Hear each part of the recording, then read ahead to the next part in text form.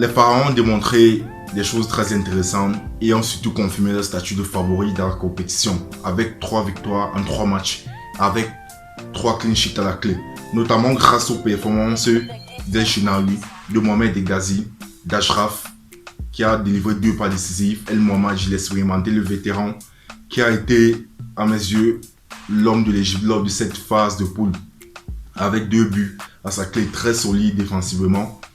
Et dans l'animation offensive, j'ai trouvé l'apport de Trezeguet très bonne. Et notamment avec ce but lors du match d'ouverture contre le Zimbabwe et une passe décisive à son actif aussi. Quant à lui, Mohamed Salah a eu des difficultés à rentrer dans cette CAN. Lors du premier match, il a beaucoup tenté, mais la chance ne lui a pas souri. Mais lors du deuxième match, il a fait beaucoup mieux. Et il a marqué ce magnifique but contre la République démocratique du Congo.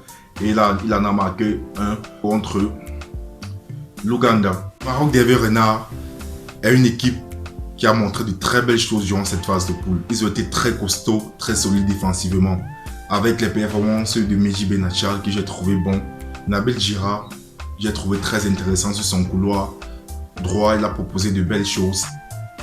Hakimi aussi, avec tout ce qu'il a pu proposer offensivement. Romain Saïs a été très costaud, très solide défensivement, juste dans ses interventions. Et le milieu de terrain a été complémentaire, je pense, avec l'introduction, la titularisation d'El Amadji lors du deuxième match contre la Côte d'Ivoire, qui a trouvé cette complicité avec Boussoufa, et notamment ce qui a pu rendre l'équipe beaucoup plus compacte.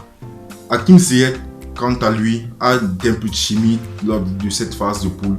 Le premier match, il a montré de belles choses, mais le deuxième match contre la Côte d'Ivoire, il était un peu dans le dur. Et j'ai trouvé vraiment Amrabat excellent. Bon dans les duels, bon dans l'animation offensive et avec beaucoup de générosité dans l'effort.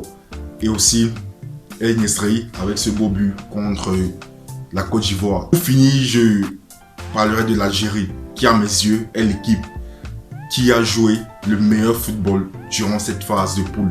Les Fennecs, guidés par leur mentor, le meneur d'homme, Jamel Belmadi, qui a su trouver l'équilibre parfait dans cette équipe, entre jeunesse et expérience, a donné un nouveau souffle aux Fennecs en changeant 15 joueurs par rapport à la précédente CAN. Et on a vu les résultats car l'équipe est beaucoup plus compacte, beaucoup plus entreprenante, joue un beau football très fluide, très rapide en contre aussi.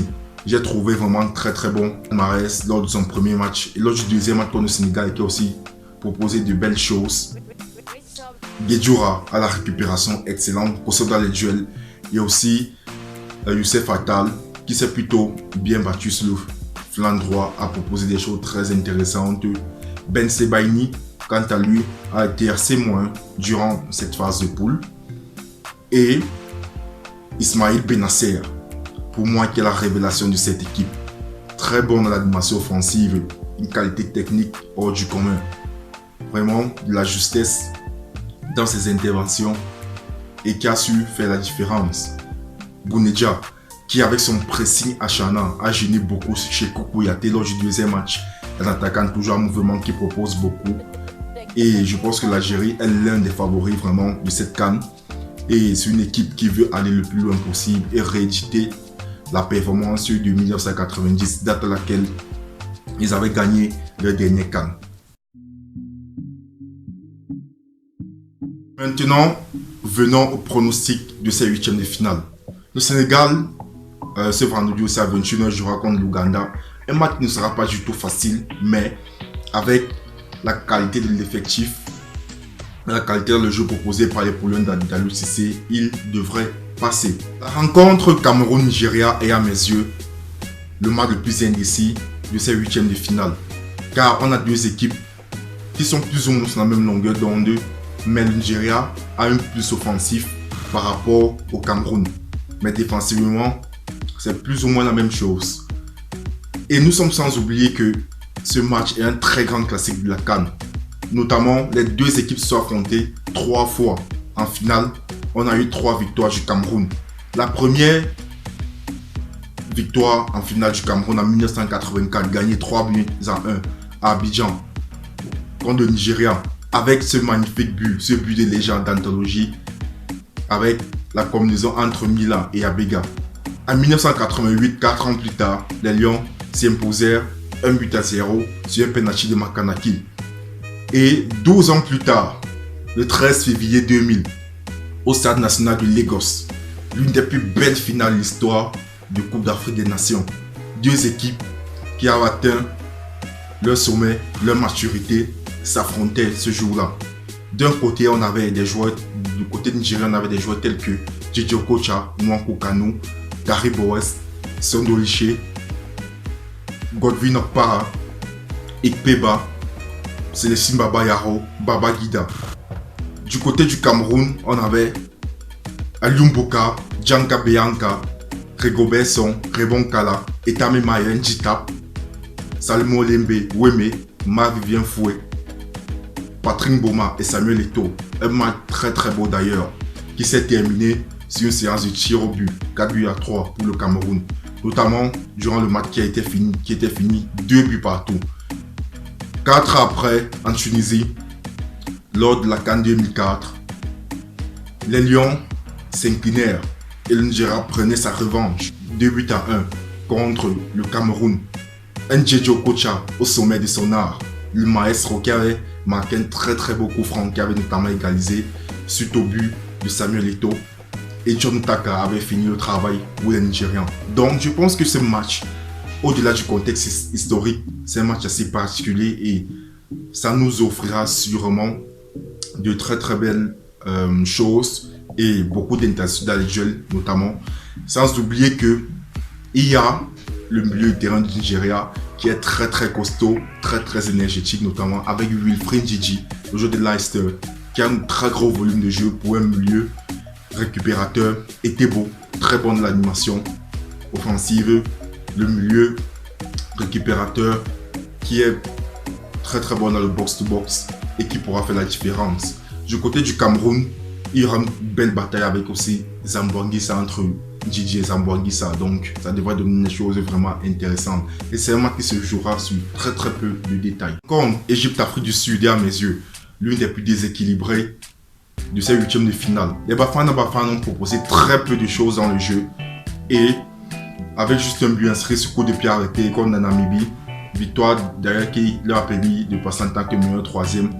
Je pense qu'ils ne feront pas le poids contre l'Égypte qui a proposé beaucoup plus et un vrai collectif bien roulé avec une grande expérience de la compétition et un habitué du dernier carré. Et les Pharaons sont chez eux, ils voudront absolument tuer le match dès le début, même comme ça ne sera pas facile, mais je pense que l'Égypte s'en sortira et elle gagnera ce match. L'Algérie contre la Guinée-Conakry est aussi une rencontre assez déséquilibrée au vu de ce que l'Algérie a pu proposer durant la phase de poule. La Guinée-Conakry, qui n'a pas retrouvé Naby Keïta au meilleur de sa forme, en souffre beaucoup, mais j'ai trouvé notamment très intéressant l'apport du Franck Kamano. Traoré de son côté a proposé de belles choses. Jawara aussi au milieu de terrain a été très bon dans la récupération, mais une équipe très limitée offensivement par rapport à l'Armada algérienne qui a fait preuve d'un très grand réalisme devant le but et a proposé de très très belles choses offensivement avec un jeu très fluide et beaucoup de discipline tactique. Donc je pense que l'Algérie devrait passer normalement. Encore Mali-Côte d'Ivoire est tout autant indécise que Cameroun-Nigeria, car on a là deux bonnes équipes avec un beau football proposé durant la phase de poule. D'un côté, une équipe jeune et très prometteuse avec une jeunesse rayonnante, le Mali, qui essaiera de jouer les troupes faites et donnera tout pour se qualifier, et c'est assez faisable dans la mesure où avec tout ce qu'ils ont proposé lors de la phase de poule, ils pourront notamment se baser sur toutes ces choses positives pour pouvoir rééditer de telles performances. D'un autre côté, la Côte d'Ivoire a aussi proposé des choses très intéressantes durant la phase de poule, mais je pense que l'expérience pourra faire la différence dans ce match, car la Côte d'Ivoire est un habitué de la compétition, un habitué du haut niveau et du dernier carré. Donc, on aura droit là à un très beau match qui se jouera très peu de détails et avec beaucoup de duels, beaucoup d'intensité dans le jeu et pourquoi pas avec beaucoup de buts. C'est tout ce qu'on souhaite. La Tunisie contre le Ghana, une rencontre plutôt assez ouverte avec deux équipes qui durant la phase de poule n'ont pas brillé autant que ça, même si le Ghana a montré beaucoup plus de choses, mais je pense que le Ghana part favori et devrait normalement s'imposer avec l'expérience qu'il a dans la compétition.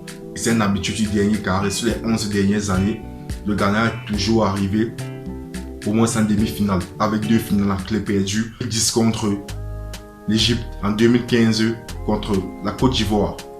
Et la dernière rencontre, Madagascar contre la République démocratique du Congo, je pense que sera une rencontre très ouverte, car les Malgaches joueront le coup à fond comme ils l'ont fait durant la phase de poule et ils essaieront, pourquoi pas, d'arriver en quart de finale lors de cette CAN et ils se baseront sur tout ce qu'ils ont pu faire de positif durant la phase de poule et la RDC de son côté a à cœur de retrouver les quarts de finale comme ça avait été le cas lors de la dernière édition.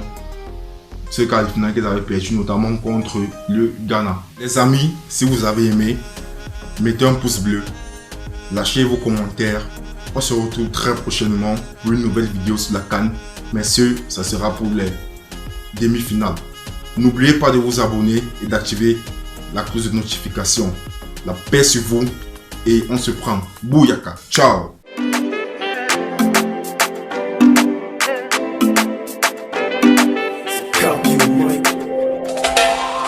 Notre amour n'est pas l'un des plus aisés, mais jamais je vais te laisser tomber. On se fâche, on se boude, on se repousse, mais au fond on ne fait que s'aimer.